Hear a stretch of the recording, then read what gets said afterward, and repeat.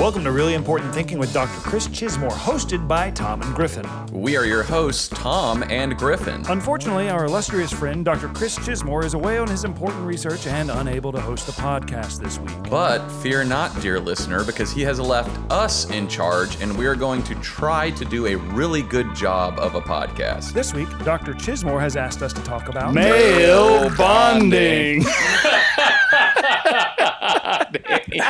That's crazy sounding. So welcome to the first real big episode of Really Important Thinking. Sorry, say it again. I made a sound. Welcome to the first real big episode of Really Important Thinking, hosted by Dr. Chris Chismore, hosted by Tom and Griffin. You're not going to believe it, but he didn't make it this week. He is not here this week. He actually sent me correspondence via email, and this week he's climbing Ball's Pyramid. Ball's Pyramid, which is a basalt crag that rises out of the middle of the ocean that I learned about this week. And it's pronounced basalt, not basalt or basalt. I don't know, but it's probably basalt. Basalt feels kind of nice. It's really basalt's also kind of nice. It's illegal to climb, but he's climbing it, and he's there's also a stick bug that lives there. He's trying to get that bug. They thought was extinct. Yeah, he's trying to get that bug. He said, he sent you an email and said, I'm trying to get that bug. None of the other information, and you knew exactly what it meant. Yeah, he has access to my YouTube history, and so he saw I watched the video, and then he sent me an email immediately after that and said, I'm trying to get that bug. And it should be clear, we both gave him our separate YouTube account login information just so he can watch our history, monitor what we're watching, keep us honest. Make sure we're watching things that enrich our minds. I watched a video last night about Hetch Hetchy, the Hetch Hetchy Dam, and how there's a national park hidden under there, another part of... Underneath Hetch Hetchy? Yeah. That they flooded it for San Francisco to have water in the early 1900s, sort of fully illegally. But they kind of made it, convinced Teddy Roosevelt or whoever to sign off on it, and that now they don't need the water anymore is the claim, and so that they should just destroy the dam and let the water out, so that we can have another, believe it or not, another leg of Yosemite. Yeah, that's crazy. There's a DLC of Yosemite. And if we just pay downloadable content, Tom. Downloadable content. It's hidden underwater right now. That's how it came out in the base game. But if you pay, if we all pay $50 to San Francisco, they'll drain that water, and we have access to new clues, new puzzles, maybe some new characters in there. Yeah, some new kinds of deer. New type of deer, a huge newt. New types of free solo underneath Hetch Hetchy. There's maybe a guy doing reverse free solo. Oh, going down into a cave, but he doesn't know how to get back. I like how it was framed too, is that not that they flooded what was a national park, but that there's a national park underneath all the water. That's how they hooked me in. It's really said America's Forgotten National Park, and I was, what is this? And then you watch the video, and for 20 minutes he's just talking about Yosemite. And I'm like, that's one of the most famous ones. Yeah.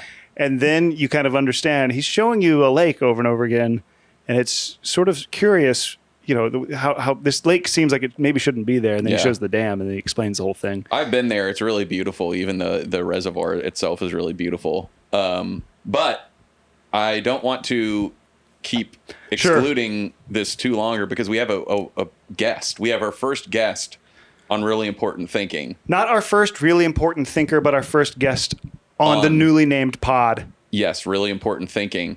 He's an expert in male bonding. If you can believe that, audience, dear soldiers. Yes, if you can believe that, citizen soldiers. He is someone that we have been male bonded to for years. So he is qualified to speak on the subject? Yes. I often go to him about subjects of male bonding, male relations, male friendships.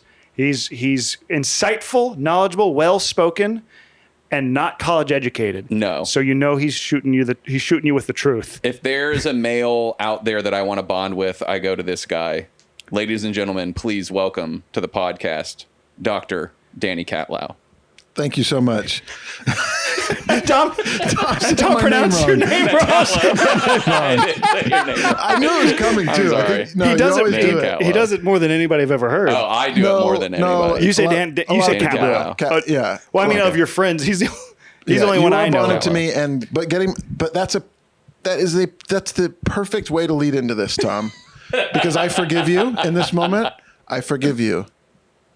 Do you see that? I'm sorry. I saw that. Yeah. From an outsider, I No, saw you don't it. even need to apologize, man. There's a lot of ways to say my name. There's one way to say yours, and we move forward. Thank you for the agape you just showed me. Do you know what that is? That's Spanish for I'm sorry or something. Forgiveness? Unconditional Forgiveness. love and forgiveness. Did you learn Agape this recently love. at the surf camp? No, It sounds like surf camp. no. It fully sounds like surf camp poetry I night. learned it in church. Thank you for the pura vida. Thank you for the pura vida. Yeah. Thank you for the pura vida. Agape? It's not Agape. Spanish. It sounds Spanish. It's not Spanish. I forget. Agape? I forget where it comes from, but Greek? it's like Thank you for the agape. Agape, You're yeah. welcome for the agape, man. Wow. Incredible. New jargon just dropped. Top of the pod. Do you guys know pura vida? yeah, pura vida. Pura I know vida? pura vida. I know you know pura vida. The pure life? Well, sure. If you want to translate the words. Oh, what is it? I don't know what you Directly mean. translated, it's pure life. Yeah, right. Good guess, Griff. The good life? What is this? It's kind of a state of existence We're kind of chilling on the beach down in drinking Costa Rica. Yeah. I've never been. Well, I went on a male bonding trip there. Okay. Really? That was, you went on a retreat. Male bonding Bit of a retreat. Yeah, sort of a post-COVID men looking for something trip. And these were men in your family, men in your life, men you've Men in met my before? life, men in my network, my community. Okay. And we went to Costa Rica to find friendship, to find you guys. Go ahead. Yes. It's a great. We're bonding right here. You're bonding. Well, you guys are very bonded. Yes. You guys are I would call you a clover leaf. What's the third point? Huh? Could be 4. But that'd be a 4-leaf clover, which wouldn't be the. Could be 4. Why would you assume 3? Your I don't clover know. leaf could be 4. Yes. Oh, listen. What are we talking about? Costa Rica. I don't know. I thought You went on a male bonding trip to I Costa went on a male Rica. bonding trip to Costa Rica With men you had, they weren't family. with men from many parts of my life, mostly friends, but many stages of my life. And we went to Costa Rica to basically to bond and to have fun. And That sounds incredible. It was wonderful. I would say having fun is one of the main forms of bonding. Yes. Shared fun. Maybe a little bit of mischief. I feel like I'm constantly advocating for a little bit of mischief, maybe light law breaking, but I think a little bit of fun encapsulates. Men just don't like to gab. Men like to get into mischief. Yeah. It helps bring them closer together. What's the heart of bonding? The heart of bonding? What's the heart of bonding? 1, 2, 3. What? I don't know what you mean. Love, connection, relatability, How do you grow that? Water. experiences. Yeah. Water's Trauma. also good too. Trauma. Water's Shared good. trauma. Well, I think that's definitely the other side of it. A little bit of fun or a little bit of pain Sure. is how we can bond. Did you experience any pain on your male bonding trip to Costa Rica when you went? Absolutely. It was close to COVID. It was close to COVID, and we had a big plan, and a lot of people bailed on the plan, and the trip started off sort of on a rocky territory, and then we found that it doesn't matter what man is there, as long as you bond to the man. As long as there's a man to bond upon. As long as there's a man to bond with. with which to bond. Did different men show up than were expected to arrive? Different man was flown in on emergency. You guys had a man floating. We had a man. This is no joke. I know it's not, because I think I remember almost every part of this story. Yeah. Other than who the man is who got flown in, and which you don't have to name, but A man was flown in, and we continued to bond. I do feel like that's an important part of a lot of male bonding is the numbers of men present. Like sometimes it's easy to make a one-on-one connection, but sometimes there's more bonding on trips where there need to be at least 5 men. sometimes it's helpful. Maybe this is circling around your Clover thing, but it's helpful to have a group in there that you can to help diffuse and distract and help you kind of. Nobody's getting too much Jesus Christ, I'm having a full fucking meltdown. Too much focus at one time, and it can help you bond. In a group, you can bond to one person easier than you can bond one-on-one, I think. Is that what you're saying, Tom? Yeah. You know, you and I go do something, we're having a good time. You, me, and Danny plus 4 other people. Or some of those guys we don't like. Some of them we're happy. There's some strife in there. You need a scapegoat. You need some scapegoats. You need a dumbass in the corner that you can hit. Yeah, you need somebody to kind of gang up on every now and then. For sure. The dumbass is an important part of male bonding because sometimes you're like, oh, this guy's acting like a fool. He's being a dumbass, and we can bond over that. And I think it's important to let yourself wear the dumbass hat from time to time. When it's we your all turn, got to be the dumbass. It's I would coming. say I put myself in dumbass territory a lot. Sort of, I try to heal I become the heel as much as I can. Would you say you heal through healing? I heal through healing. Well, and that's why you're such an expert in this, is because you know the different roles that men need to bond. Absolutely. So you can enter a group and see, oh, this group needs a dumbass. I will be the dumbass. What are some of the roles that come to mind prominent? Well, there's front of the pack. There's alpha. There's an alpha bonder. Okay. And then there's a dumbass. That's bottom of the totem pole. Okay. That's who catches the heat, catches the piss down at the bottom. The dribbles. Yeah. And then you've got more strategical, technical players. Right. Involved. You have the engineer. The engineer. Absolutely. The academic. You need an academic, or else the hangout goes to shit. Or else it's just going to be sports. It's going to just be pure athleticism, pure. Then you enter sort of ape territory. Have you? I mean, I know you have, but think of a time that you've been in a group of men and it's just all sports guys, and you're the one not sports guy, and you're kind of fly on the wall. You can kind of see what they're doing in there. They're not doing well. Well, let's hard. say what sports is. It's violence. So sure. So simulated war. It's basically you enter into this sort of violent gang. You're inside of a violent gang for a moment, right? And you're going, I want to talk about stuff I see on the internet. I want to talk about video games. I want to talk about film. I want to talk about rare music. Right. And these guys want to talk about violence. They want to talk about physical feats. I think they're having a tough time having a conversation in there often. Here's a classic. You can kind of hear them kind of grunting at each other, and then it's kind of there's nothing to say until something happens in the sports game. Well, Sure. I think a lot of times what happens with when you get too many sports guys together is that you become everyone just gets reciting stats or players. You know, I think like it's become a bit of a meme on the internet. It's like if you get 2 guys together, they're just going to name like niche baseball pitchers until like for like an hour and a half. Until they're like, okay, well, I got to go home. We're going to drink beer. We're going to be like, do you remember this guy? You remember Randy Johnson? And if you go the other way, too many academics. Also, I would say there's this. We're doing a bit of a polarity here. We're saying sports to academics. This is a multi-point star, not a sliding scale from sports to academics. Well, and I think if you get too many academics in there, then you're just going to go back and forth naming rare rappers and and ancient texts. Yes. Well, and I think also that these nice classic sound of male bonding. The roles aren't static. Your dumbass isn't staying the dumbass, as we were saying. Your alpha doesn't stay your alpha. Your sports guy doesn't have to stay. That doesn't have to be all he's. One of the more fun people to be around, I think, is a guy who loves and knows about sports, but can also pop off about other stuff. It's kind of it's exciting. He's sort of a jack of trades in there, a wild card. Well, a shapeshifter.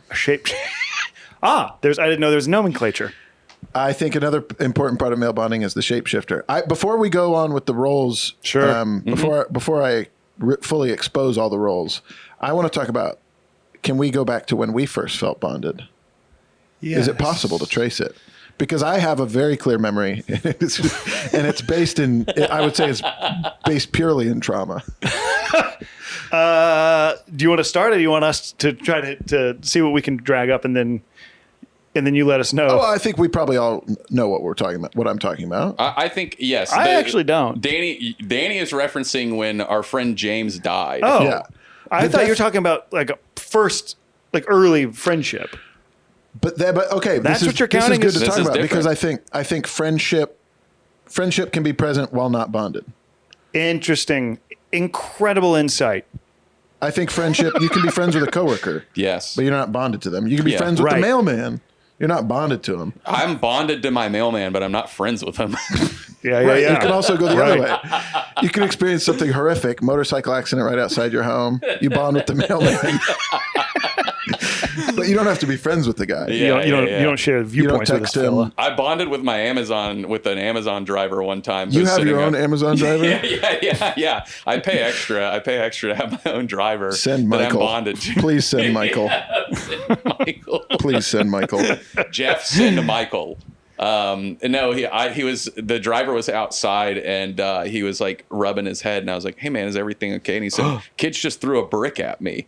And I was like, oh my God, what? He said the sentence, kids just threw a brick at me? Yeah, he said these kids stole my packages. He said a group of teenagers stole a bunch of my boxes and threw a brick at me. And I said, are you okay? Do you need a LaCroix or something? And he was like, yeah, I'll take a LaCroix. And I came back and I was like, do you need any help? Are you like feeling poorly or like, is your head okay? He's like, yeah, I'm fine. I'll be okay. But I felt bonded to him. I was like, well, yeah, now I got to help this guy. He just got robbed. You saw his humanity. Yeah, I saw his humanity. You saw past his manhood and you saw his humanity. But I'm not friends with the guy. I don't keep up with him. Yeah. Right. Well, have you seen him again? No. Okay. If you did, though, you'd be like, you'll know each other. Yeah. Yeah. You care about him. Yeah. You care about the human who experienced this bad thing. Yeah. Kids just threw a brick at me. Do you want one LaCroix? Sure. Did you give him one for the road? You brought him one LaCroix and said, I brought him one LaCroix. Did it hit him? The brick hit him? Was he bleeding? Well, he did have a little bit of a mark, but he wasn't bleeding badly. And he was like, joke's on them. They just stole a bunch of sugar. And he was just like, they grabbed the heaviest package and it was just it literally was a bag of sugar. Tom, I feel like we've talked a lot and I've never heard this story. I've never heard this. It happened on a lunch break like a year ago. I was like walking, I was just like out walking the dog and I saw this guy. If it happens on a lunch break, I don't talk about it. Yeah. What happens at lunch stays at lunch. Yeah, that's the 9-to-5ers creed. Yeah, files it into that was a work thing. It's not. Yeah. It's not. Friends don't need to know about it. Yeah. And I'm imagining this guy getting low level assaulted, robbed, banged on the head, and you offering him. I'm assuming it's hot outside. You offering him a nice crisp beverage, and he gets Danny and I both know he gets a 90-degree LaCroix. It's true. You keep your fucking LaCroix on the dryer, Tom. On the fucking dryer. You keep your LaCroix. He's having the worst day at work ever. He gets a bubbly water. A hot. Yeah. So crispy water. That's me and my wife like room temperature LaCroix. You know it's crazy. That's just one of those weird things that you're like, oh, the person I'm married to happens happens to like this. We other had a game strange night thing. at your house, and you had about 3 LaCroix in the fridge, and they were snatched up in the first moments of the game night. And for the rest of the night, if anybody wanted a bubbling water, non-alcoholic style beverage, it was warm, and that hurts. Mm-hmm. Warm bubbles hurt. Do you drink warm beer ever? Yeah, I will. Is there a beer that's meant to be warm? I think there are some beers that are meant to be a little bit warm. Gracious. But I think what you guys are doing, which is why I welcome this. This is another aspect of male bonding, which is a good ribbing. Absolutely. Yes, well, 100%. You are the dumbass right now. Yeah, I'm the dumbass. I'm You're the dumbass who keeps his. Okay. I'm happily playing the dumbass who keeps his LaCroix at room temperature on the dryer because he's married to someone who is also a dumbass who likes her LaCroix on the dryer. And goddamn it, we'll raise a daughter together who's a dumbass who likes her. Yeah, there we go. And my daughter will be a dumbass who likes room temperature LaCroix as well. And when I go to other people's houses, they do stupid shit that I don't like. Let's hear it. But I'm at their house. Let's hear it. Well, you're in my house right now. You're in my house right now, Tom. Let's hear it. Let's see. He's got his spikes everywhere to keep the cats away. Yeah, I've got anti-cat architecture. They're shitting in the He plants. wants it both ways, and he just doesn't understand it can't happen. For the audience, the both ways is have a cat and plants. He wants house plants and he wants kitty cats in the house. House cat. And let's go back to James. Let's go back to the bonding moment. Okay. Yeah, our friend died. That's how we became. Well, let's say we have a baseline friendship where Yes.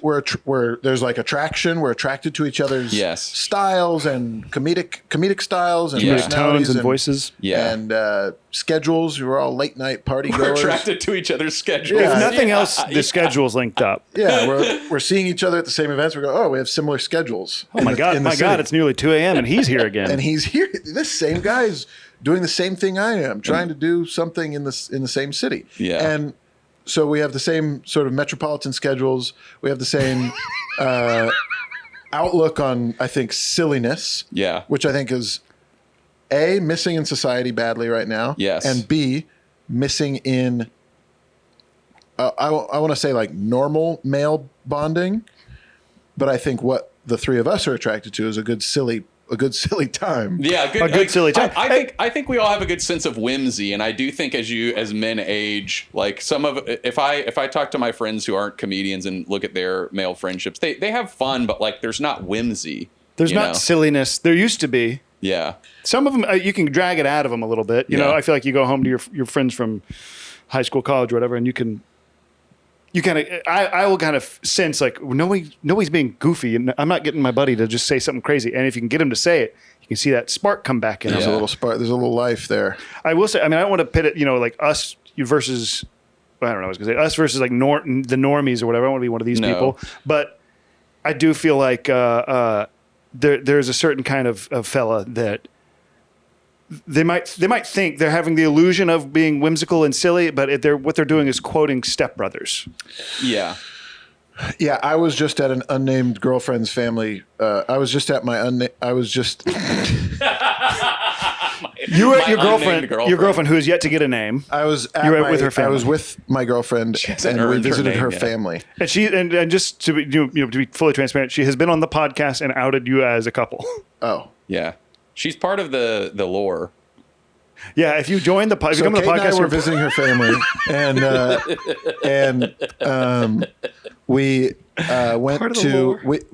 She was out with her sister picking up her niece, and I was taking a nap in the basement. And I came to from my nap, and I'm like, okay, I'm gonna go hang out with these guys. I hung out with the fellas, and great dudes, having a normal ass time in the burbs. They were playing a little lawn game, drinking some beer, listening to music off of an iPhone speaker only, not even in a cup. Yeah. Not even in that's a classic guy move right there. It was rough. Just an iPhone speaker, and we're having a good time. And they were playing this lawn game, this French lawn game. There's a guy who knew this French lawn game, and I felt myself disappearing because I tried to say a couple silly jokes, and then you get these looks that's like, what is up with this guy? I didn't hear that in a movie before. And it's like silliness, I think, can be viewed as if you're not like, I do think there's an importance of like small talk earns you. Small talk is the gateway to a silly time. Sure. So in any sort of family setting, bachelor party setting, any social setting, if you can't get through, hey, how are you? Where do you live? What do you do? That kind of crap. You can't earn the silliness if you start with silliness. But this was day 2 or 3 of the trip, and we had already done How Are Ya? And I was trying to be a little silly, and I was just getting looks. I was also woking up from a nap, and they were on probably beer 5. So we're on different levels there. Alcohol is dangerous and important for male bonding. Yeah. Did we get it? I feel like we fragmented off from I the don't main know what thread. I'm talking about. Yeah. Well, we were we were talking about how we bonded. Yeah. Yes. And so, not only did we have our schedules link up, but just cut that stuff about our family, man. They're great. They're great guys. They're great guys. We can all come back to that, but we are jumping around a lot. I think that we need to pay off for our viewers of our citizen soldiers. That we all had a friend who did comedy with us. His name was James, and he died, and that was very impactful for us. Yeah. And Danny, it sounds like the proposition you're making is before that we were merely friends, maybe some light. I might posit some light bonding upon the way, but then you lose a loved one, and it brings everybody who loved that person together. Is this Absolutely. the shape of okay? Yes, absolutely. And I think in those moments you've got that, like, there was a whole community that was sort of bonded by that, but because there was friendship, and I think because of the attraction in place, yes, there was stylistically we were grieving similarly. We weren't grieving the same as the rest of the community. Right, drinking and screaming. Drinking, screaming, crying. Putting little puppy ears on our infantilizing our friends. Right. Were you doing that? That's something you were doing? No. I'm just saying there's some other people were doing that. There was. I would say that was outside of the style of grieving that we were doing. Yes. We weren't making candles of our friend. There were some people who were sort of, it was a bit more of a social opportunity for them to be grieving this person. And I think for us, it was like, no, this was a guy we all loved. And this was a guy that brought us all closer together. You know, it was like all of a sudden our bridge was down and we were like, well, are we going to reach across the river and bond? And I think we did. Yes, I think we did. I do think you and I are maybe a little bit closer than what you're letting on or maybe remember. Sure. I'm thinking. You're thinking mostly you and Tom? Yeah. You and I, Griffin's offended. I'm not offended. I'm just remembering the facts and want to communicate them clearly as they happen. but I would say that. But I do think you're right that it was, it definitely, there's a little bit of a trauma bond there that deepened it. We were like, I would say we were colleagues. We were colleagues. I think we would share sad Yeah. cigarettes, or you'd have a cigarette and I'd stand with you. Yeah. We were colleagues. We were friends. Cigarettes, another great male bonding. This was tool my for male bonding. Did I mention that you should bring cigarettes? I was trying to get you to bring cigarettes. I brought Zyn, but I don't have cigarettes. That's okay. Zen is the new cigarettes for male bonding. Let's not get off on that. Let's finish one thing. Okay, we'll finish one one fucking thing. thought. So I have a Vemory. You have a Venmo? I want to talk. I have a Venmo. And if you guys want to hit my line, I can show you pictures of James. If you Venmo Danny, I guess it's at Danny-Catlow on Venmo. He'll send you pictures of our dead I'll friend send you James. pictures of our dead friend. Okay, yeah. When I think about me, Griffin, Tom, first time sort of bonded through this James thing. Yes. I think about, we're referencing a certain night where at the Improv Theater that James was a big part of, almost he was a keystone figure. A pillar of the a community. pillar of the community. Yeah. I like keystone figure, quite frankly. Those are both, that's incredible. Brand new term. I like Always that. had a keystone figure. in his hand. He always had a keystone right by You his guys, bed. you know how we all have these keystones. None of us are bringing them anywhere, but James was bringing the stone that He's was a keystone key-shaped. figure. Yeah. We all went to this like grief party basically at the IO in Chicago, and when we met up at my house, I was living with James at the time. We met up at my house to go to this thing, and we were all in a van. Did someone drive the van? Yeah, there was an Uber drive. Do you not remember this? Oh, I do remember this. I don't know if Tom was there in this ride. No. Was he? You I were was there for a ride, yeah. I was because there. The Uber Griffin came and and picked Tom us came up. over Yeah. to our house, and Griffin and Tom were wearing big dog sweatshirts, eyes puffy from crying. Oh, because it was Halloween. It was Halloween also. James died 5 days before We Halloween. were wearing matching big dog sweaters. I don't know where they are anymore. We were gonna be big dogs for Halloween, and then we got the news that James died. But you guys wore them, and you guys showed up to my house weeping in matching big dog sweaters, and we were all weeping. We were all crying and like sort of like half in the bag already, getting drunk every night, Every moment. We were half in the bag on the porch, all sort of like, and you guys show up in matching sweaters, and we're all like, I don't even remember that. That's incredible. And then we get in the van, and I remember like looking out the van window and being like so deliriously sad, and then like turning and being like, these fuckers wore matching big dog sweaters to the fucking grief party. And I was like, James would have loved this. This is amazing. I remember feeling like everybody in that van is about to be friends for life. And also, why are we going to the Improv Theater to grieve the friend? Yeah.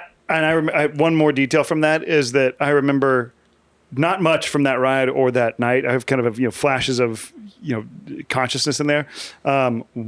That I had the controls to the iPad or iPod. I was connected to the guy's car, and I played "Someone Great" by LCD Sound System, which references like somebody being gone. The chorus is when someone great is gone. And we were all in the car. I don't think anybody was like openly weeping then. And then that song came on, and I remember, I think you and Thomas were really behind me, and I think I look back, and like you guys were like grabbing each other by your shoulder, and you go, "Why would you play this?" Ah! And then, zoom out from that, and there's just an Uber driver who has picked up 8 people who are just, people who can't stop crying, losing their minds in his car. He has no idea why. He's just stone silent. And somebody was sitting in the front seat next to him the whole time. It might have been you, actually. He was probably thinking like, hey, I'm making $60 from this ride. Wow. 8 people? Such a crazy... That guy did not give a shit. Yeah. Crazy. Damn, 8 people? Crazy image. But anyways, that's the kind of stuff that it sticks in your mind. And, that's it. I do think you need struggle to bond. Absolutely. I think you You have need to overcome, not just the struggle. right. adversity. Something we always say on the podcast is things that are bad are good for you. That's right. You know. Well, that's crazy because one of my notes was doing bad is actually doing good. Yes. Yeah. That's Because true. I think going back to your mischief, it's like Yes. if you can sort of gentleman's agreement your way into a night of debauchery or something that in a good Christian's eyes shouldn't happen, Yes. then bonding will happen. Yeah, I think you're very good at finding those things. I think that's a gift you have, is finding The worst thing to do for yourself. the worst thing to do for yourself. Self-destructive choice. Worst thing, Yeah, or that's your- another way to say your it. self-destructive choice. You know, you always have a game, which is a very big part Yes. of male bonding. Is like, I have the fun little game that we should play, and also we should gamble on it. Also, we should wager each other's worth on it. You know, yeah, I think that is a role. We were covering roles earlier, and I think that the gambler is like absolutely the gamer, the gambler, The risk taker. the risk taker. Let's say it what it is. Let's say it what it is. The devil's advocate. I think, think that's that's different. a slightly different role. Well, well, sure. The devil's advocate is the guy who is more of an academic, who is always like he's not the classic antagonist. devil's advocate. I'm Okay. saying I like to advocate for the devil. I'm saying let's go to the dark side here. Okay. Oh, okay. So Really you're good saying- creative writing right there. Really good honestly, save. I really forgot about devil. the actual meaning of the devil's advocate. I think well played. Well played. Okay. You're advocating for the devil. Sympathy for the devil. Because I think Griffin, we've all had these nights where we agree to push the drinking or the gambling or the whatever it is to the limit, and it's like It's just painting such a funny picture of us two. I'm we're assuming we're pretty healthy ostensibly guys. 100 people who don't know us at least. It's like we're all drinking and gambling and like, well, if I womanizing have all my the way, time. we are. I mean, that's and when true. we're gambling on Danny's dice game. We're gambling $50 on Danny's Yeah, dice, close, dice like game. no more than $100 in a night. But and we also, but I do think you have to, if you go to this dark part of something together and agree that like we'll be friends after this, it's amazing. Griffin and I have the gin train to hell. The gin train to hell. It's another. We've kind of re-upped. We every now and then we renew our vows Yeah. by doing something absolutely awful for both of us. Yeah. Can Together. you tell some of our citizen soldiers if they would want to jump on the gin train to hell, what that would look like? Let me tell you right now, you don't want to do it. If You you're, don't want to do it. unless I'd say you're in peak physical condition,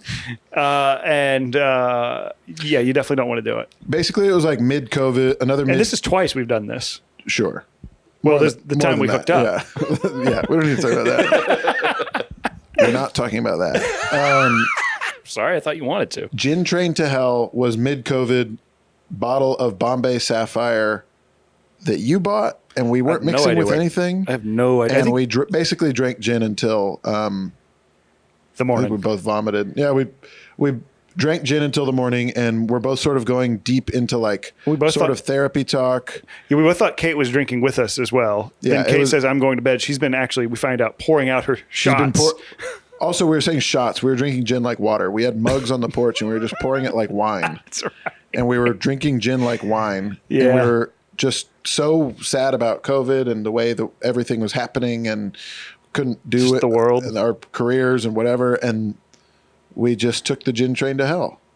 And the next day we were still That's the gin train. And then when you get off at the station the next morning, and that's hell. right.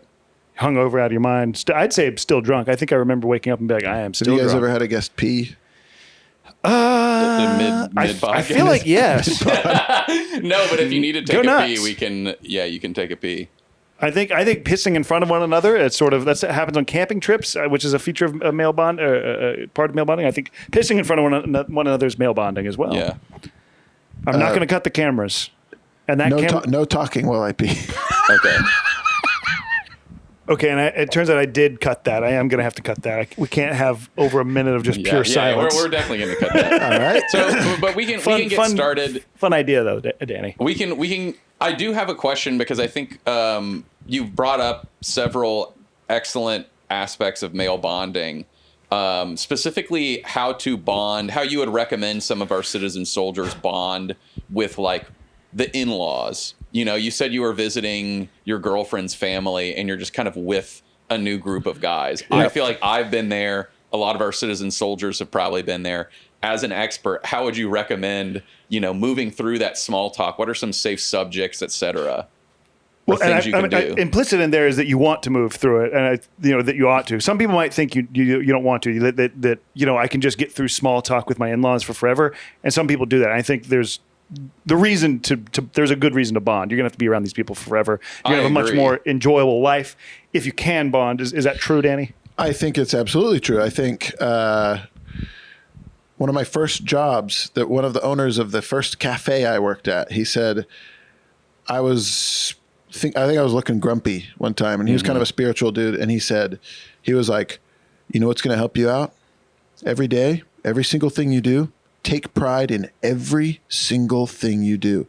Invest in every single moment, and you will be able to move through life more. You'll have more fulfillment. And I was like, shut the fuck up, fucking bitch ass. And then like the next day I was like, I'm going to, truly, it was one of the best pieces of advice I've ever gotten. But I do think the next one you I think I enacted this. The next time I was at work and I was pissed off about being at a shitty work job, I was like, oh, I'll just try thinking about what I'm doing and try to do it good. And I think that's same with relationships. It's like, even if you don't need to bond, or even if you might as well try, because it's going to make whatever situation you're in, social, familial, whatever, better. And it's going to make your time more enjoyable. And even if you fail, you spent the time better than just sitting there being like, don't want to fucking do this. Sure. You don't have to sit in silence watching the football game neither of you like with your brother-in-law or whatever. Right. Yeah. You could maybe have something something in common. Yeah, I think tricks of the trade. I think you can kind of do like little Willy Wonka tricks. I think it's like baseline. There's something fundamentally manipulative about this. But baseline is Willy Wonka tricks. Baseline is manipulation. Okay. Oh, I see. Willy Wonka, So I'm saying there's some shortcuts like games. Yes. Shortcuts like games, or I think big conversational swings are important. Mm-hmm. I think like post small talk, bringing things up like traumatic experiences. What's the most money you've ever lost? What's the most money? What's the most amount of money you ever lost? Well, I do think men get fixated on like money, sports, like politics. All that stuff can feel very like, that's like almost simulated bonding. It's like, this isn't, I'm not getting to know you when you brag about how much you know about Colorado real estate. Yes. Like that's not bonding. Yeah. Okay. So what would be an example of healthy bonding? Healthy bonding might be cooking a meal together. Okay. So you say grilling. Grilling. I think this is something I was thinking about. Grilling out together. I don't want to hear about your commission.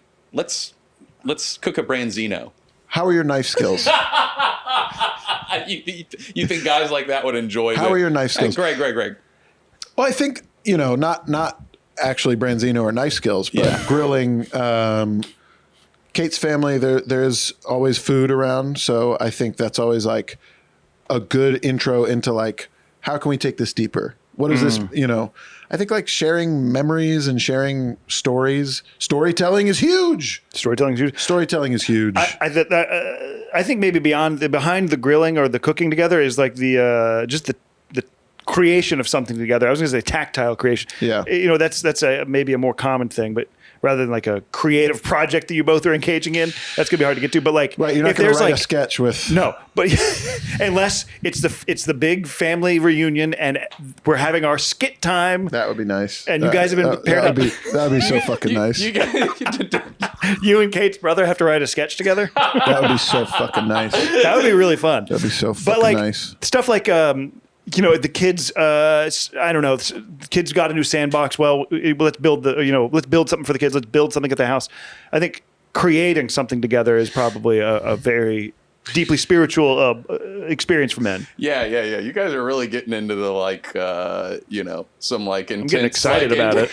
I'm getting fully excited about it. I was thinking more like okay, hey, my brother-in-law is kind of stonewalling me. Like maybe ask him like, what's something you learned recently? You know, that's annoying. Hey, that's annoying to some guys. To some guys, that could be annoying. That you need a ramp out of small talk, out of like nice living room into like before. What's your life like understanding. But I do think talking and alcohol are dangerous and important. They're double-sided coins because you can get into a talking nightmare. Oh yeah, where men are bragging or sort of like absolutely the same thing as like the academic to sports range. It's like you don't want everyone just sort of talking at each other. Yes. You want listening, storytelling, connection, and I think the easy way out of that is start as the listener. Like I think it's very important to ask a question, actually like be able to follow through on questions with other men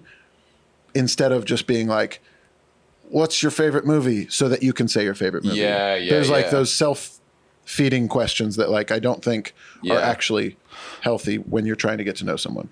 Or asking those and then not listening to the response. So, and once the response reminds you of something in your own life, checking out until you can say that thing. Yeah, and if you're already bonded with someone, that's a fine form of communication. That's completely fine. That's fine. Actually important. So you can. But if you're trying to become friends. But yeah, if you're actually trying to invest and take pride in I don't know. If you're trying to reach your like weird little avatar hair thingy out to their weird little avatar. If you're trying to know. Isn't that called knowing? Yeah, or they try to ride their weird dragon what things. Is it called, where they're like having Tom, sex when the with hair each other. goes together? I don't know. Is it called knowing? No, it's something. It's like more I want to know you. That's like I feel like biblical euphemism for sex. All right. But yeah, I know what you're. In my mind, that's what you're talking about. Is like and I think shortcut question wise is. My go-to, I'm in the service industry. My go-to when there's a customer or a guest at the place I'm working and I want to get past, parking was rough or whatever. Weather, parking. I say, what do you got going on today? Mm-hmm. Yeah. And then just snowball that sucker as far as you can go. And if they don't want to talk, all right. But I think in-laws or something, you're on a trip. It's like, yeah, literally any detail you can grab and be like, what is this? What is like, you can kind of pry people open with small details. Yeah. Would you have flooded the Hetchy Valley? Greg? Hey, Greg, would you have thought that was a good idea? Hey, Greg, would you have flooded the Hetchy Gallon? Yeah, you had the Hetchy Gallon. Hey, Greg, would you have flooded the Hetchy Gallon? Valley. Yeah, it's harder to say than I thought. Anyway, sorry, Danny, I didn't. The Hetchy Gallon sounds like a thought experiment that we've created. I have a thought experiment. Okay, let's hear it. On 3, say what drives men the most. 1, 2, 3. Money. Fun. Well, you didn't say anything. Power, no, money. I know the truth. I'm having massive deja vu right now. I know the truth. Let's hear it. Food. Food, power. Wait, fun, power, food. Yeah. You couldn't remember your own thing. I think the truth is probably sex, but I think food. To me, food is like go to. Second, there's Dante's levels of conversation. You know what? Attention's maybe another good one. Dante's levels of conversation. Dante's levels of conversation. Okay, what are the levels of conversation? We've got. I think small talk has to be split into some. Okay. Some small layers. talk So is like purgatory. I think there's like greetings. Greetings, yeah. Okay. Greetings and farewells. I like this. There's, we'll call it. Small talk, general small talk. Okay. General small talk reporting for duty. General small talk, greetings and farewells, general small talk. Then there's like anecdotal small talk. Okay. What's the difference in your mind? General small talk is like, flip-flops, huh? Yeah. Nice. I like wearing those. Yeah. Small talk. Okay. You're standing at the bus with some guy. You how notice was he's parking, or how how was parking tonight? How often are you talking? I guess at a restaurant, you're maybe asking about How was parking tonight, everybody? You know, the comedian gets on stage. Hey, everybody, how was the parking tonight? How was parking? How are you? This is general small talk. That's How general are small you? talk. Anecdotal How's your day is- going? Anecdotal is more like taking a crumb from small talk and going deeper. Here's a story. Tell me a story. You had to park near a electrical plug-in because you own a Tesla? Or that's not very good. That's just more about the parking, man. I want to prove the parking. Fuck, I'm the dumbass right now. How hard you're working. Anecdotal, yeah. You take it the next. What are you up to today? I'm going to the studio. I'm doing this. That's small talk. Yeah. Studio. What do you do in the studio? Yep. Take it there. Personal, maybe personal small talk. Yeah, what's your life What do you like? do in the studio? What do you do? What kind of studio do you have? Yeah. I'm a claymation man. Yeah. Wow, one of the few. Boom. Now we're in. You're into level 3. Yeah. And now we're into his industry. Oh, you're a claymation. Do you make any golems ever? Yeah. Have you ever made Something a fucking you've made golem? fun of me for bringing up before. Is Yeah, that why I know. you're doing it? This is a callback to episode 1 where Griffin used Tom's the... doing a callback that spans across months, if not years. Oh, have you ever made any golems? So then, yeah, you can get to golem small talk. General small talk, personal small talk, golem. Golem chat. No, I think past personal small talk is like maybe like the beginnings of connection where you're either sharing or asking maybe something that can get too far. And this is obviously not in a customer service setting. Yeah. That's kind of where customer service can usually stop, right? Is the small talk. But then you're getting into the connection range where you are there's probably so many videos of people actually explaining this well. No, but you need to explain it. You need to explain it with whatever connection range. What is it? Wait, what? I was just trying to give a name for the connection range sounds like some sort of interpersonal psychology bullshit thing where like Grambleman's connection range. Yeah. And Dante's level of conversation. Dante's levels of conversation. Connection range, I feel like, is sharing or digging deeper on Sure. things like how's your relationship with your sister? How's what's going on with your career? which these probably come with repeated interactions with the same person. Right. These aren't first time meeting things. Yeah. This is I disagree a little bit. I think that if it's like at a party, sometimes you can get setting context is key here. Okay. If you're at a party, if you are at a dinner, if you're at an event where people are invited because of a shared connection, the connection range, full connection range, open season. Yeah. But if it's customer service or maybe even like neighbor can be. Yeah, I don't know. Yeah, we're on the same page. Connection range, I think you've got sharing and curiosity, and then you've got like storytelling. Yeah, storytelling's in there. I don't know what the layer. I'm going deeper, but it's not really. Yeah. And then you've got maybe like secret telling, and then Oh, that's a great one. I think that's a good one. If you want to Here's something immediately nobody cut, knows about. if you want to immediately cut to like someone's core and make them feel bonded to you, you say, "Hey man, you want to know a secret?" Yeah. And then you tell them the secret. You say like, "There's Coors Light in the garage." Oh yeah, Yeah. And then that guy's like, "This guy's on my side." Also, adversely, there's favor asking. Yes. Which Hey, can you go get that beer out of the garage for me? hey, can you go get that Coors? Hey, you want to hear a secret? There's Coors in the garage. Hey, you want to do me a favor? Go get that Coors in the garage. This is Uncle, manipulating 5-year-old nephew. Yeah. Hey, you want to hear a secret? What were you trying to say? No, I think favor asking, After secret, what comes next is my question. hooking up. Hooking. That's the 9th level of Dante's Guy falls over dead. You hook up. Sexual connection. Yeah, I don't know. What's after secret telling? I think that's something.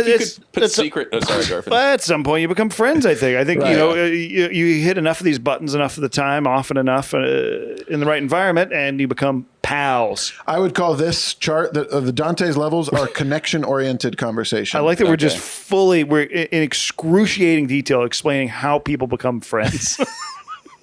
It's nice. I think I think a lot of people are lonely. Yeah, well, there are a we're lot of speaking about lonely this men. during a male loneliness epidemic. Right. There was Well- COVID, and then there was the male loneliness. Yeah, what do you think? Right. What do you think? I don't know, man. Why do you think so many men are so lonely, Danny? According to men, So lonely. Internet, cell phone, yeah. Scared of raised women. weird. Scared of talking to girl. given too much too early. Mm-hmm. We need to deprive these men more. Yeah, Make them walk around the block. Look what's in front of you. they're I don't getting know what I'm comfortable. saying. They're getting comfortable hiding in their armchairs and their cell phone, not talking to women, not talking to each other, reading and listening to stuff that's getting them a little bit learned too to excited. negotiate with other people, other men. I learned from Donnie Darko that all things are driven by either fear or love, and I believe that. I wish you had said that. This I has wish that been- was the first thing you said when you sat down. I wish that was the first thing you said when you sat down. Interrupt your little intro. Is that what And I that think- movie's about? I don't really remember. No, there's like a character that's like doing a self-help sort of thing, and it's Oh, like right, it's fear. Like fear is Patrick on one Swayze. side, Sorry. and I think, yeah, I think men are driven by. I think so much is fear-based crap, and I think men are lonely because they're scared to talk to each other. They're scared to go to events. They're scared to try things. I think we all got really lucky being in Chicago at the same time when a bunch of guys were looking for buds. Yeah. We all like. Oh yeah. Yeah, because once you get to our age, it is a lot harder to make friends as a man. Mm-hmm. You have to be like, okay, well, I see you every day. Our kids are friends or whatever. And if you don't have kids, then it's hard to get another 30-something-year-old man who's set in his ways to like come hang out And I do think that enough. we three are quite lucky. I think we need to count our lucky stars because we're. I think people like us. Sorry, Fuck. was that your Was that screen door? Mike? That might have been my screen door. Oh, dang. Did you leave it open? Whoever came in last, you might not have shut it, and the wind might have blown it closed. Yeah. I forgot what the point probably was. it. That wiped my memory. We're lucky that people like us. that we have so many friends. I say yeah. people like us, but it's like Yes. I think we're also gifted Sure. at talking, and I think some people don't talk to people that much. I think. Yeah. Well, People get and- weird. You can notice it if you meet kind of maybe a potentially lonely guy. I don't know what's hiding behind that face, but a guy who can't understand how you're being. If you're like a little bit charismatic and a little bit, saying stuff just to say funny stuff or weird stuff or whatever. There's some you run into guys who are kind of just like it makes them button up more, and it's fascinating. Or context is key here again, because I feel like if you are friends with a woman and you're meeting that woman's partner for the first time, sometimes they can be like weirdly defensive or something. Yeah. And if you're like a silly guy who's friends with the girl and the boyfriend is not silly, there's a threat present. I feel like I've gotten like animalistic looks from like meeting boyfriends for the first time. They're like, why is this guy being silly around my girlfriend? Yeah. Yeah. You know what I'm talking about? Yeah, well, for sure. Yeah. Why? Yeah. Is he trying to make her laugh or something? Yeah. She likes him. This is a guy she likes. Yeah, she fucking likes him, and I'm putting heavy layers of Riz right on there. You're trying to hook up with her. I'm trying to get with the guy's girlfriend. Well, you knew her before he met her. Yeah, Why are they and friends? You he's must have been trying to fuck her at some point. And he's a fucking dumbass. He is. If he's thinking that, he's a dumbass. Well, what about this? Reminds me of another situation. I feel like that a lot of men get put in is like, okay, I'm a man. I'm with my partner, my girlfriend, my wife, and her friends. And then all their boyfriends are around, but like we're not friends. Right. So like, having to connect with those guys, I feel like whether it's at like a wedding, The girlfriend's friend group's partners. yeah. It's like we're all The you've never partner's been friends in group's partners. You guys sit at the boyfriend table. Yeah. It's like you're at the. It's like when my wife and I were dating, or we'd go to weddings. Like she'd be like, "Okay, well, I'm gonna go hang out with all my friends that I've known for a long time," and like, "Oh, their boyfriends are here and their husbands are here." Oh, And I think at first, like that's kind of an awkward. That's an Goddamn. awkward group of guys to like be like, "Okay, so like, where are you from?" Like. you have to get through that small But talk. I think this is like dating. This is like dating where if you can call the situation out, like the quicker you say on a date, like, oh, I'm a little nervous or something like that, it's like endearing. And it's like, okay, this guy's not afraid to say what's going on. Yeah. If you're at the boyfriend table and you said, well, guess we got to get to know each other. We're at the boyfriend table. Boom, you're in. Somebody's laughing. Somebody's chuckling. Then this is a guy I can manipulate. Somebody's mad at you for being silly. I can easily manipulate this guy. You got to get with. Yeah, the guy who's giving you a stone face, you got to try to hook up with his wife, fiance, girlfriend. Yeah, that's a great tip. We're also talking about,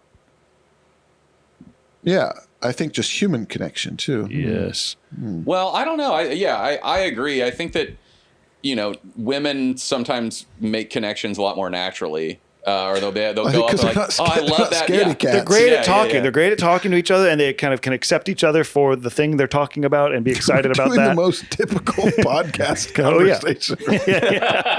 I was great at fucking talking. They're great at fucking talking.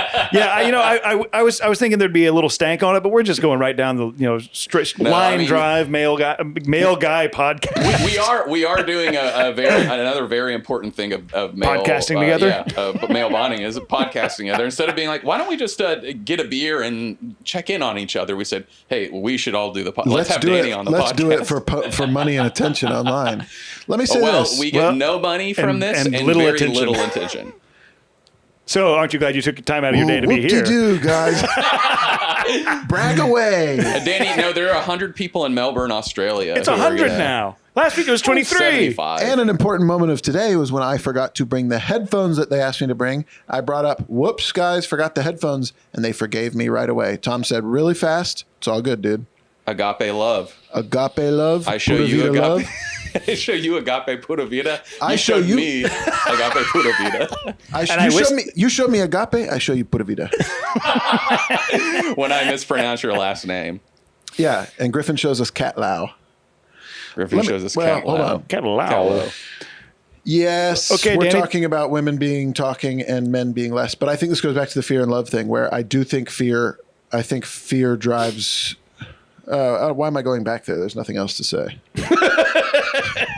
I just think it's important I think it's important for men to be okay saying they're scared or being okay being nervous. Like, I feel like there's this sort of like, no, I'm good. And it's like, no, it's okay to be like, I'm scared. I'm upset. I'm weirded out. Like, and if you don't want to say that, then you're probably in the wrong social situation.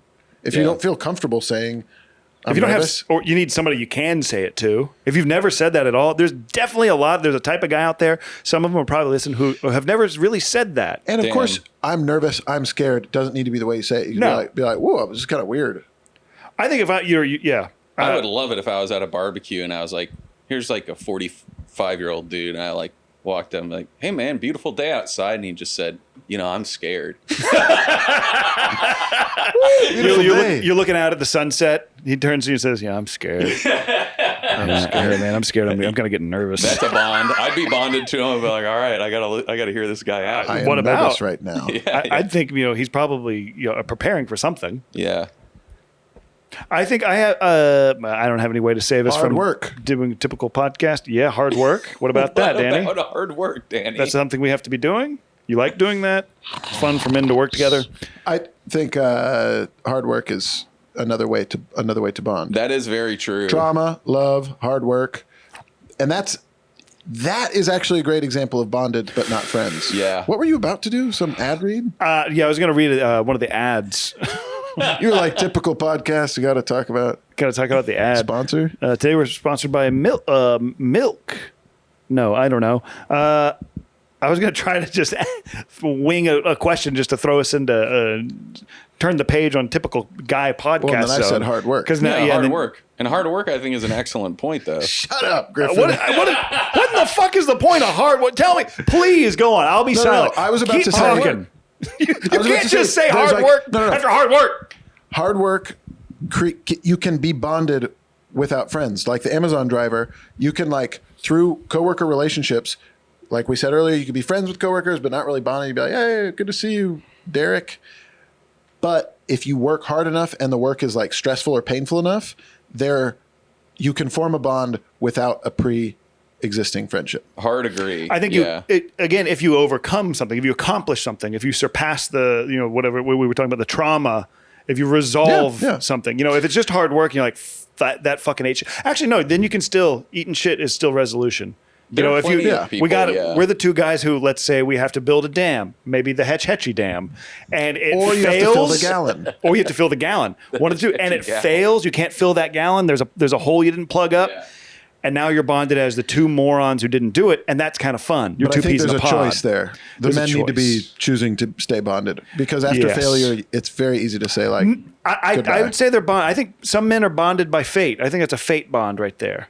I think there's no getting away from that. Your lives are intertwined at that point with some things. All right. You don't think so? No, I think you're right, but I think you didn't like that I said it. No, I just am thinking about staying bonded and not staying communicative. Does the bond exist? Yeah, because you could, encounter one another again, and there's still a connection there. There's still a thing. There's guys that I don't know, went to summer camp with who I haven't spoken to in 20 something years. Yeah, get comfortable. And cold. If I saw those guys AC's now, they're still, we can do AC. So just for the listener, the AC, we should admit the AC is on. We are three guys trying to be comfortable. And Danny's maybe a little bit cold. There's a blanket right in front of you. You look insane right now, but I'm liking how you're sitting in the chair. Danny, would you like me to cover you in the blanket? Yeah, get him. Would that make you feel closer to me? Will you guys cover me in the blanket? I'll come cover you in the blanket. Does that feel better? Feels good. Nice. Do you mind that your feet are outside? I'm happy with that part. Your feet are outside. But so yeah, I'm bonded with those guys. Some of them I didn't love, weren't my good close friends. But like, if we were to come upon each other, guys you failed with, we skipped some. Oh, summer camp friends or whatever. Like, I'm just using it as a big bonding. There's two things going on here. We're talking about the bonding through a failure and the duration of a bond. How does a bond endure? Yes, exactly. Yeah, sorry. You were saying, does the bond endure if we're not still in contact with each other? And I was using long-term bond as a example of that. Let's hear your third point. I think bond and friendship. Sorry, you looking. It's just very funny. Hold on, let's do this. I think bond and friendship and connection all require baseline awareness. Yes. And this is the same as the boyfriend table. And this is sort of charisma 101, I would say. Are you aware of yourself? Can you play to your strengths and your weaknesses? Can you be aware? Some of these guys are not aware, and it makes it hard to make a bond with them. Now I'm sleepy. But it felt like that was the point you were trying to get to. Is that you say it again? I was thinking about how tired I got. Basic Riz is having awareness and sensitivity and creating a bond. Cognizant of a bond, whatever, requires that person to be aware and I think sensitive in a way, and that there are some guys probably who are not very sensitive or not very aware. And I guess maybe my question is, how would you, if you consider yourself to be aware, first, I guess, how would you know if you're that guy? But second off, how can you break through? Because I think that's a lot. It's a lot of breaking down the walls a lot of guys have up. They're resisting being aware. Their entire personality is drawn around remaining unaware of their connection, their sensitivities, their emotions with themselves, other people, all that stuff. So how could you ever get through to that person to have a bond? And maybe it is just the hard hammer of trauma, pain. So, you happen to have this psychotic experience together. I don't know. What do you think? I also think it's just I think some people don't want friends. I think some people are fucking loners. Right. Which is, well, and this is, the maybe the potential, this is the male loneliness epidemic is, what's the cure there? How do you break through that? Because right now it seems like hands up in the air, everybody's got a cell phone. These guys are going to want to keep, every 100 something guys, one of them's going to want to kill another guy. Imagining the scenario of running into someone that you were bonded with at one point and or have not kept up with. Yes. It takes it takes sort of black belt awareness to get that. In my personal opinion, it takes sort of black belt awareness to get that to get that engine going right away. To get that friendship engine going. Sure. Yeah, I mean, I'm thinking about like high school friends or like middle school friends where it's like, if I saw these people, I'd be like, what's up? Damn, dude. Yeah. And you'd need both parties on the same page almost immediately, or else you're gonna be trudging through some slime there. Maybe I'm thinking about just, sort of general connection with, people, and thinking, people that were important to me at one point in my life, I'm always, somehow connected to the memory of them. Maybe that's not a bond. Maybe that's not what you're describing as a bond. Maybe that's a separate thing. And bond is something that you're both aware of and enjoying about each other. What's the quality of a bond? I don't know. It's not quite friendship. We've set it up as not being friendship, but friendship can be a part of it. I think it's an understanding. I think an understanding. I think a bond is a type of understanding. We've come to an understanding. Enemies can have an understanding. Yeah. I mean, you can be bonded with someone. It's like you kind of understand where they're coming from or understand who they are on like sometimes a basic level, but that's more than small talk. It's like, okay, we've had an experience or been in a situation or a particular context where we've seen, deeper than just the like, oh, this is another person who like, doesn't like to be too hot or too cold and likes to go to the grocery and drives their car around town and like that type of small talk where it's like, oh, like with the hard work. They have to park the car. Yeah. Get him what he wants, man. This is someone who has to park their car, and maybe we could talk about that for 15 or 20 minutes. How was the parking? I think understanding. Yeah, I think I was thinking of bond as like an everlasting, sort of eternal thing that you establish. I think you're talking about knowing. Yeah. I think I'm maybe just saying like I knew about a guy. I know him. No. I was thinking about it in a much more, I don't know, like I said, like everlasting way. And there are just bonds that fade, and that's fine. And but yeah, I would go as far as to say, even more than an understanding. I think understanding is the foundation of a bond. I would say a bond is love. What do you think of this? Because I think you have to choose, like, James could have died and I could have left Chicago. I would not be bonded. I would be like, bye. Yeah. Sorry. No, I'm thinking about it. It's interesting. I think you could just be love. You have to, I think also maintaining a bond, maintaining a bond and a friendship takes work, and it takes choice, and it takes work. Well, my question a moment ago was going to be, can enemies be bonded? Mike Weston.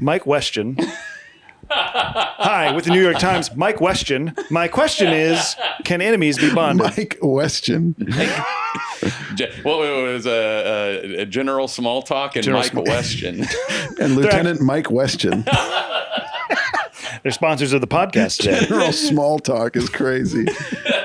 These are Car Talk names. These are people they're the credits at the end of Car Talk with the Tappet brothers. Mike Weston. Exactly. It's fully like, how do the click and clack? How do they talk? Thick Boston accents. I don't know how to do it, man. I don't even know. Click and clack, the Tappet brothers. Yeah. I'm trying to remember. And 188 Car Talk. And an interview expert, Mike Weston. Linda Hand. I'm kind of going to New York or something. Anyways, what was the question? Nice moment. Everybody's kind of coming down. What was the question, Mike Weston? My question. Oh, can enemies be bonded? This is a thing you like to see in movies. You like to see, I don't know, goddamn adversaries, eternal adversaries kind of round and round we go. What's the difference between a bond and an agreement? Batman and Joker. We know the difference between a bond and an agreement. We don't even have to fucking touch that. You fucking dumbass. Move on. Why would you ever ask that? Why would I ever ask that? Well, because, in Batman, the Joker movie one, this is what Joker, I think, kind of posits to Batman as he's hanging upside down getting his ass kicked. Is the title of the movie Batman, the Joker movie 1? I can never. It's like the Dark Knight's one of them. It's Dark Knight. The Dark Knight. The Dark Knight. Not the Dark Knight Rises. Heath Ledger. The Dark Knight. Just the Dark say it. Knight you're no less an artist if you know about the Dark Knight. I'm not. You know what it is? Citizen soldiers screaming on the other end saying it's the Dark Knight. That's okay. You know what it is? I'm inadvertently quoting my own comedy video because my friend Nick quotes it to me all the time. where I say Heath Ledger, Batman, Joker movie style about somebody getting a rod put through their head. And I just was starting to say that. I couldn't remember what it was actually called. Well, Joker and Batman are bonded? Is this what you're positing? This is what Joker posits. He's depositing this into Batman's mind. Is we're bonded. You know, I wouldn't be anything without you. I don't know if I'm a dog. If I caught the car, I wouldn't know what to do. We have to exist with each other. Is what he says. Not a bond. Not a bond. That's somebody driving you. That's codependency. That is codependent Batman and Joker. That's Boker and Jatman. Boker and Jatman. Jesus Christ. The towel got me sleeping. Three guys have a typical conversation and then utterly melt down. Well, three guys. Two guys and a sleeping child. You put me to sleep with this shit, man. Yeah, we put the blanket on and Danny's going to bed. I got cozy and sort of unrelinquishing. Danny, before we're about. Does that mean what you meant? I think we got to wrap it up. No, I think we got another hour and a half in here. You got another hour and a half? Cheers to the freaking weekend, about to have me some fun. No, that's not how it goes. Yeah. Hold on. You were doing that like it was an MGMT song. I do want to say about bonds. Hold on, let's get the blanket off. We're trying to drill down on it, and Tom's trying to cut it off while we're getting right to the core. If you guys, what is it? You guys have more, Danny seemed like he was legitimately falling asleep. I was kind of falling asleep. He said Boker and Jatman, and then kind of like closed his eyes. I'll say not much has made sense in the past 20 minutes or whatever since you put that blanket on. You did. And that's from the three of us. We were trying to help you out and provide a sweet moment on the podcast. It was a really sweet moment, and it led to madness. Here's what bond, understanding, bond, love, bond, agreement, bond between enemies. I do think we're all trying to explore the nature of the bond and what's the consequence of a bond. What's your responsibility once you're bonded? Well, I'm not, certain that we've even clearly defined what a bond is. I don't think enemies can be bonded. Okay. I think it's something else. A bond is an understanding, and I think it's a choice that is driven by love. I like that it's an understanding, but I think you have to choose. And it's not an understanding in an agreement sense necessarily. It's right. It's not I understand this human in an essential way, an essential part of this fellow. Yeah, you see who they are, part of who they are, if not the whole of who they are. And so then what was your question? After that bonding is an agreement and an understanding and a choice and love. And then we were trying to get to something. Yeah. Bonding. Bonding is agape. Bonding is agape. Well, we all know what a bond is. It's when you're fucking bonded. Nice. Yeah. Okay. This is why I was like, hey, it seems like we're kind of at a natural point of wrapping up. No, I think we were. I really feel like we were driving towards something. I think we can. Okay, let's push through. Let's choose to push through. What is it? I think we just said it. I honestly think that. Shut the fuck up, Tom. Tom's got some fucking thing he's trying to go home. Trying to figure out. There was some other question we had up in the air, and it's been sidelined and batted around. I don't really remember what it was. The bond is. I do think it's love because I think. Okay. This is where I kind of started to fall asleep. If James died, and we all did not choose. To lovingly move forward with each other, continue with one another. Mm-hmm. There's some guys that happened to who spun off into their own orbit, right? Yeah, and I think, we're still bonded to them through that thing. There's a bond there, sure, but there's not a tuck everlasting to it. I don't know what that movie's about or book. Forever life. Nice. I would say it would be hard to become unbonded with you two at this point. Yeah, I think we've known each other for long enough. Fucked up shit would have to happen. We've known each other for long enough. We've gone through enough things. You've planned enough camping trips for all of us morons to attend. We've had a lot of male bonding trips. I've made you give me money for game shows. I've taken your money and your hard work and I've turned it into things. And I've abused you a lot. Yeah. What have you guys done for me? Oh, wait. I think that was a lot.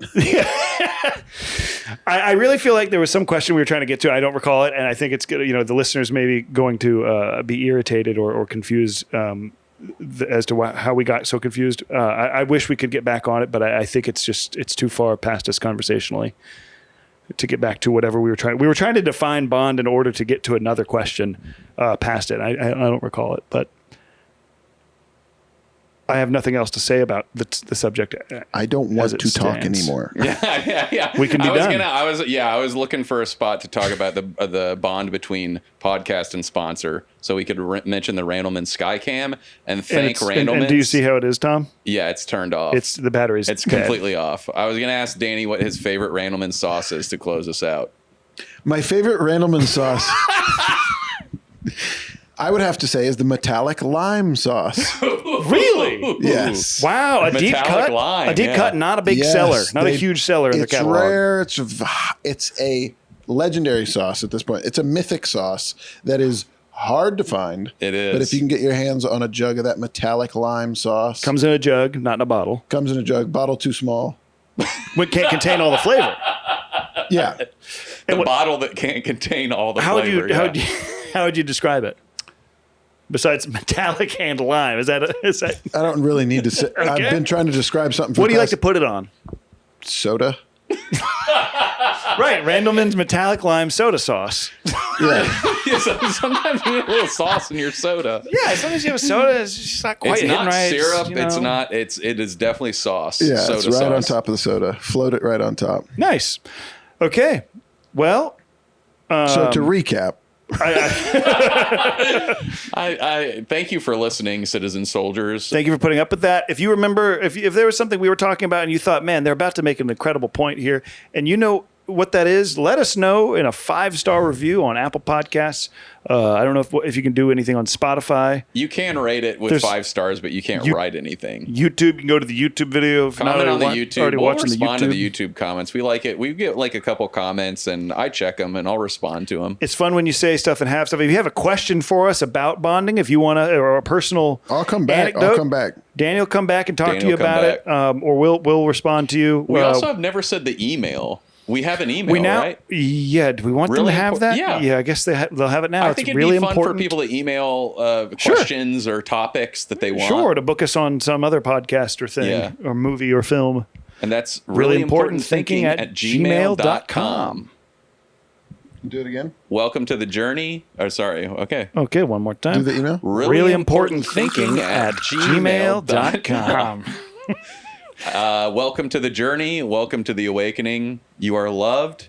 Nobody thinks like you. We are bonded. Good night. And I'm a little wet spot. Oh, because you have a wet spot on you. Oh, because that was the wet spot talking. Let him show the camera. Show the camera. Let's see. The microphone's in the way. Move the. Okay. Now do the. No, let's hear it. I'm a little wet spot. I hope that camera's not dead. Really Important Thinking is produced by Griffin Winsler, Tom Fell, and Dr. Chris Chismore. All fact-checking is done by the MIT Institute for Data, Systems, and Society. Really Important Thinking is engineered at the Stanford Institute of Consequential Noise and recorded at Detweiler Sound in humble Tupelo, Mississippi. When I see my baby dancing, I know it's to that Detweiler sound. Sound mixing by Reed Armband with music by Laser Monster. Tom's costume was provided by Padma Lakshmi with catering provided by Kokomo's Mungo Lounge. Kokomo's, if you can't take her here, you can't take her anywhere.